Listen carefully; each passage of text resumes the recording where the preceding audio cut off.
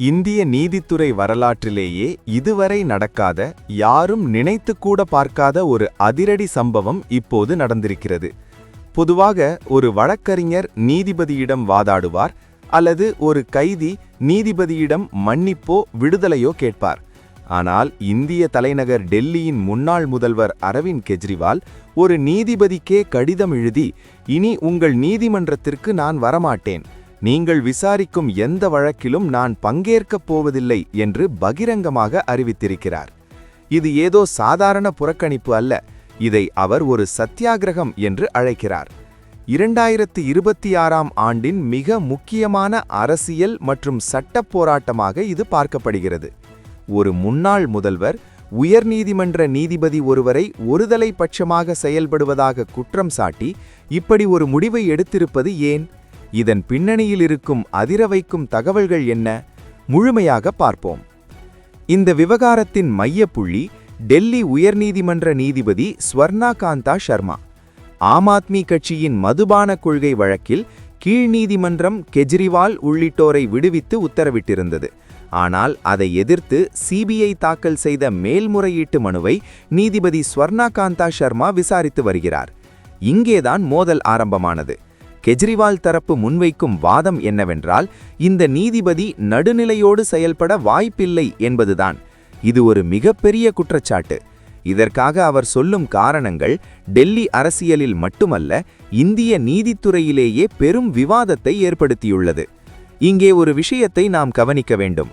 கெஜ்ரிவால் இப்போது பதவியில் இல்லாத முன்னாள் முதல்வர். ஆனாலும் அவர் எடுத்திருக்கும் இந்த முடிவு சட்ட ரீதியாக அவருக்கு மிகப்பெரிய நெருக்கடியை ஏற்படுத்தக்கூடும். கெஜ்ரிவால் நீதிபதிக்கு எழுதிய கடிதத்தில் மிக உருக்கமாகவும் அதே சமயம் மிக துணிச்சலாகவும் சில விஷயங்களை குறிப்பிட்டிருக்கிறார். மிகுந்த பணிவுடனும் நீதித்துறையின் மீதுள்ள முழு மரியாதையுடனும் இந்த முடிவை எடுக்கிறேன் என்று தொடங்கும் அவர், நீதி வழங்கப்படுவது முக்கியமல்ல, அது வழங்கப்படுவது வெளிப்படையாகவும் தெரிய வேண்டும் என்ற சட்ட விதியை சுட்டிக்காட்டுகிறார். அதாவது, ஒரு நீதிபதி நடுநிலையாளராக இருந்தால் மட்டும் போதாது, அவர் நடுநிலையாளராக இருக்கிறார் என்பது மக்களுக்கும் வழக்காளிகளுக்கும் தெரிய வேண்டும் என்கிறார். இதற்காக அவர் காந்தியின் சத்தியாகிரக கொள்கையை துணைக்கு அழைக்கிறார். எனது மனசாட்சிக்கு விரோதமாக இந்த விசாரணையில் என்னால் பங்கேற்க முடியாது, இதன் விளைவாக எனக்கு சிறை தண்டனையோ அல்லது சட்ட ரீதியான பாதிப்புகளோ ஏற்பட்டால் அதை சந்திக்க தயாராக இருக்கிறேன் என்று அவர் கூறியிருப்பதுதான் இப்போதைய டாப் நியூஸ். சரி, கெஜ்ரிவால் ஏன் இந்த நீதிபதியை இவ்வளவு கடுமையாக எதிர்க்கிறார்? இதற்கான காரணங்கள் வெறும் யூகங்கள் அல்ல, அவர் சில தரவுகளை முன்வைக்கிறார். இங்கே ஒரு நிமிடம் சிந்திப்போம். உங்கள் உயிருக்கு முக்கியமான ஒரு வழக்கில் உங்களுக்கு எதிராக இருப்பவர்களுக்கு நெருக்கமான ஒருவர் நீதிபதியாக இருந்தால் நீங்கள் எப்படி உணர்வீர்கள்? உங்களோட கருத்து என்ன? அதை தாராளமா கமெண்ட்ல சொல்லுங்க. இப்போது கெஜ்ரிவால் முன்வைக்கும் காரணங்களை பார்ப்போம். முதலாவதாக, RSS அமைப்போடு தொடர்புடைய அதிவக்தா பரிஷத் என்ற அமைப்பின் நிகழ்ச்சிகளில் நீதிபதி ஸ்வர்ணா காந்தா சர்மா பங்கேற்றிருக்கிறார் என்பது முதல் குற்றச்சாட்டு. பாரதிய ஜனதா கட்சி மற்றும் RSS சித்தாந்தத்தோடு தொடர்புடைய ஒரு அமைப்பின் நிகழ்ச்சியில் பங்கேற்ற நீதிபதி அந்த கட்சிக்கு எதிரான ஒருவரை விசாரிக்கும் போது நடுநிலைமை இருக்குமா என்பது கெஜ்ரிவாலின் கேள்வி. இது ஒரு பக்கம் இருக்க, மிக முக்கியமான இரண்டாவது குற்றச்சாட்டு நீதிபதியின் குடும்பத்தை சார்ந்தது. நீதிபதி ஸ்வர்ணா காந்தா சர்மாவின் 2 பிள்ளைகளும் மத்திய அரசின் வழக்கறிஞர்களாக பணியாற்றி வருகிறார்கள். அவர்கள் சொலிசிட்டர் ஜெனரல் துஷார் மேத்தாவிடமிருந்து வழக்குகளை பெறுகிறார்கள். தகவல் அறியும் உரிமை சட்டத்தின் மூலம் பெறப்பட்ட தரவுகளின்படி 2023 முதல் 2025ஆம் ஆண்டு வரை நீதிபதியின் மகனுக்கு வழக்கத்திற்கு மாறாக அதிக எண்ணிக்கையிலான வழக்குகள் மத்திய அரசால் ஒதுக்கப்பட்டிருப்பதாக கெஜ்ரிவால் கடிதத்தில் சுட்டிக்காட்டியிருக்கிறார். இதன் மூலம் மிகப்பெரிய வருமானம் அவர்களுக்கு கிடைப்பதாகவும் இது ஒரு வெளிப்படையான முரண்பாடு என்றும் அவர் வாதிடுகிறார். அதாவது, ஒரு பக்கம் தாய் நீதிபதியாக இருந்து வழக்கை விசாரிக்கிறார், மறுபக்கம் பிள்ளைகள் அதே அரசிடம் வேலை பார்க்கிறார்கள் என்பதுதான் இங்கே பிரச்சனை. இந்த விவரங்கள் அனைத்தும் இப்போதுதான் வெளிச்சத்திற்கு வந்திருக்கின்றன. கெஜ்ரிவால் ஏற்கனவே இந்த நீதிபதி இந்த வழக்கிலிருந்து விலக வேண்டும், ரெக்யூசல் என்று மனு தாக்கல் செய்திருந்தார். ஆனால் கடந்த வாரம் நீதிபதி ஸ்வர்ணா காந்தா சர்மா அந்த மனுவை தள்ளுபடி செய்துவிட்டார். நீதிமன்றத்தை அச்சுறுத்த பார்க்கிறார்கள் என்று அந்த தீர்ப்பில் குறிப்பிட்டதுதான் கெஜ்ரிவாலை இன்னும் கோபப்படுத்தியிருக்கிறது. தான் வைத்தது நியாயமான கோரிக்கை, ஆனால் அதை ஒரு அரசியல்வாதியின் மிரட்டலாக நீதிபதி பார்ப்பது அவர் ஏற்கனவே ஒரு முடிவுக்கு வந்துவிட்டார் என்பதையே காட்டுகிறது என்பது கெஜ்ரிவாலின் வாதம். இதன் பின்னணி என்னவென்று பார்த்தால், மதுபான கொள்கை வழக்கில் கீழ் நீதிமன்றம் கெஜ்ரிவாலை விடுவித்தபோது சிபிஐயிடம் போதிய ஆதாரங்கள் இல்லை என்று தெளிவாக கூறியிருந்தது. ஆனால் அந்த விடுதலையை ரத்து செய்ய வேண்டும் என்று துடிக்கும் சிபிஐக்கு இந்த நீதிபதி சாதகமாக இருப்பதாக ஆம் ஆத்மி கருதுகிறது. இந்த சூழலில்தான் கெஜ்ரிவால் தனது சத்தியாகிரக ஆயுதத்தை கையில் எடுத்திருக்கிறார். இனி உங்கள் முன்னால் நான் ஆஜராக மாட்டேன் என்று அவர் சொல்வது சட்ட ரீதியாக நீதிமன்ற அவமதிப்பு நடவடிக்கைக்கு உள்ளாகலாம். ஆனால் 2026ஆம் ஆண்டில் கெஜ்ரிவாலின் அரசியல் வியூகம் என்பது மக்கள் மன்றத்தில் இந்த நீதியற்ற தன்மையை அம்பலப்படுத்துவதுதான். அவர் தெளிவாக சொல்கிறார், எனது எதிர்ப்பு ஒட்டுமொத்த நீதித்துறைக்கு எதிரானது அல்ல, உயர் நீதிமன்றத்தின் மீதும் எனக்கு மரியாதை இருக்கிறது. ஆனால் இந்த ஒரு குறிப்பிட்ட நீதிபதி குறிப்பிட்ட நபர்களுடன் தொடர்புடைய வழக்குகளை விசாரிப்பதில் மட்டுமே எனக்கு உடன்பாடு இல்லை. பாஜக, RSS அல்லது மத்திய அரசு சம்பந்தப்பட்ட விவகாரங்களை தவிர மற்ற பொதுவான வழக்குகளில் இதே நீதிபதி முன்னிலையில்தான் ஆஜராக தயார் என்றும் அவர் குறிப்பிட்டிருப்பது கவனிக்கத்தக்கது. இந்த விவகாரத்தில் சட்ட வல்லுநர்கள் 2 விதமான கருத்துக்களை முன்வைக்கிறார்கள். ஒரு தரப்பினர் நீதிபதி ஒருவரை புறக்கணிப்பது என்பது நீதித்துறையின் மாண்பை குலைக்கும் செயல் என்று கூறுகிறார்கள். இது சட்டத்தின் ஆட்சிக்கே ஆபத்தானது என்பது இவர்களின் வாதம். ஆனால் மற்றொரு தரப்போ நீதிபதி என்பவர் சந்தேகத்திற்கு அப்பாற்பட்டவராக இருக்க வேண்டும். நீதிபதியின் பிள்ளைகள் மத்திய அரசிடம் லாபம் ஈட்டும் பதவியில் இருக்கும்போது அந்த நீதிபதி மத்திய அரசுக்கு எதிரான வழக்கை விசாரிப்பதே தார்மீக ரீதியாக தவறு என்கிறார்கள். இந்திய சட்டப்படி ஒரு நீதிபதிக்கு தன்னுடைய வழக்கில் ஏதேனும் ஒரு தொடர்பு இருந்தால் அவராகவே அந்த வழக்கிலிருந்து விலக வேண்டும். இதைத்தான் ரெக்யூசல் என்று சொல்வார்கள். ஆனால் நீதிபதி சர்மா விலக மறுத்ததே இவ்வளவு பெரிய போராட்டத்திற்கு காரணமாகிவிட்டது. அறிக்கைகள் கூறுவது என்னவென்றால் 2026ஆம் ஆண்டு டெல்லி அரசியலில் அரவிந்த் கெஜ்ரிவால் ஒரு புதிய அலையை உருவாக்க பார்க்கிறார். தான் ஒரு பாதிக்கப்பட்ட நபர், விக்டிம் என்பதையும், மத்திய அரசு விசாரணை அமைப்புகள் மட்டுமல்லாமல் நீதித்துறையின் ஒரு பகுதியையும் தனக்கு எதிராக பயன்படுத்துகிறது என்பதையும் அவர் மக்கள் மத்தியில் கொண்டு செல்ல முயற்சிக்கிறார். 2024 சிறைவாசத்திற்கு பிறகு 2026இல் அவர் ஒரு சுதந்திரமான ஆனால் தீவிரமான அரசியல் போராட்டத்தை முன்னெடுத்து வருகிறார். இந்த மதுபான கொள்கை வழக்கு என்பது பல ஆண்டுகளாக இழுத்தடிக்கப்பட்டு வரும் ஒரு விவகாரம். இதுவரை இதில் ₹1 கூட ஊழல் பணம் கைப்பற்றப்படவில்லை என்று ஆம் ஆத்மி தொடர்ந்து கூறி வருகிறது.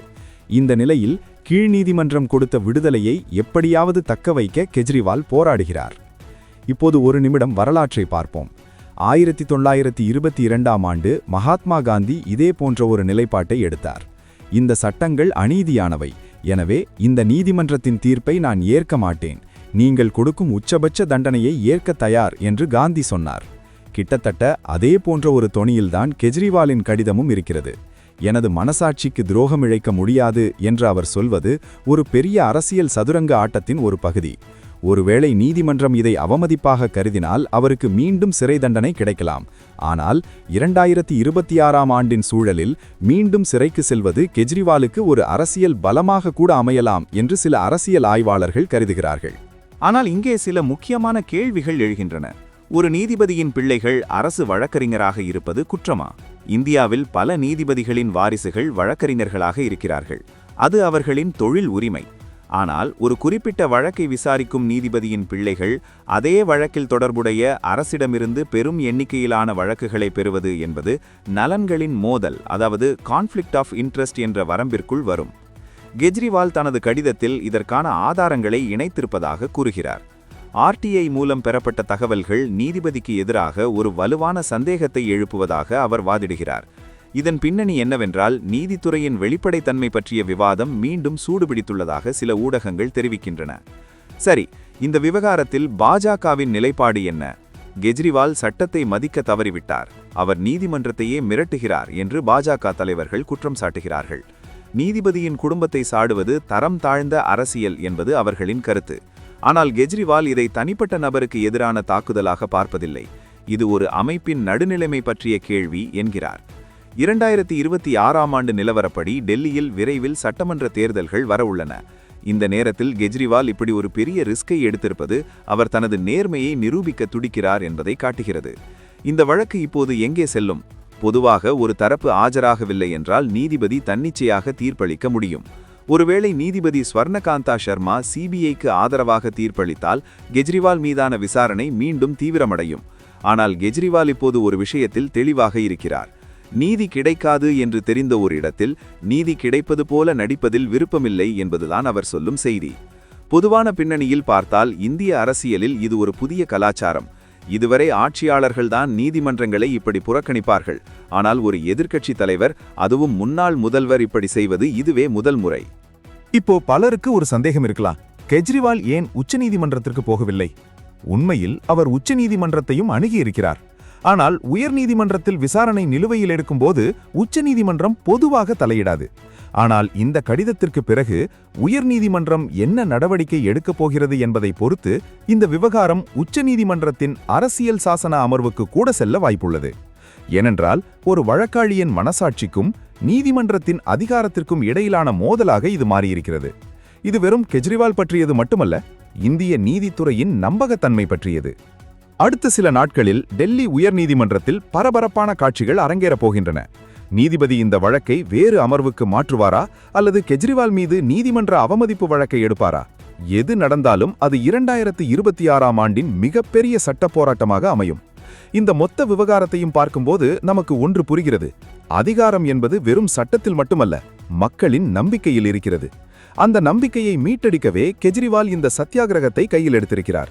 ஒருவேளை இது தோல்வியில் முடிந்தால் அவரது அரசியல் வாழ்க்கைக்கும் தனிப்பட்ட சுதந்திரத்திற்கும் பெரிய ஆபத்து ஏற்படும். ஆனால் அவர் சொல்வது போல உண்மைக்காக எதையும் இழக்க தயார். இந்த அதிரடி முடிவை பற்றி நீங்க என்ன நினைக்கிறீங்க? கெஜ்ரிவால் எடுத்தது சரியான முடிவா, இல்ல நீதிபதியை இப்படி விமர்சிப்பது தப்பா? உங்களோட கருத்துக்களை கமெண்ட்ல சொல்லுங்க. இந்திய அரசியலில் நீதித்துறைக்கும் அரசியல் தலைவர்களுக்கும் இடையிலான இந்த போர் எங்கே போய் முடியப் போகிறது என்பதை நாம் பொறுத்திருந்துதான் பார்க்க வேண்டும். மீண்டும் ஒரு முக்கியமான செய்தியோடு உங்களை சந்திக்கிறேன். நன்றி.